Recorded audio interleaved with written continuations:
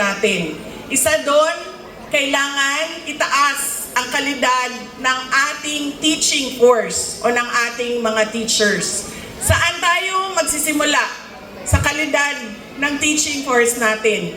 Kundi tanungin natin sila, ano ba yung problema? Bakit hindi kayo makaturo ng maayos sa mga bata? Isa sa paulit-ulit na consultation namin sa buong bansa, nagsasabi sila, matagal na kami humihingi ng pahinga. 2 buwan na pahinga para sa amin. Dahil ang mga teachers natin ay walang leave.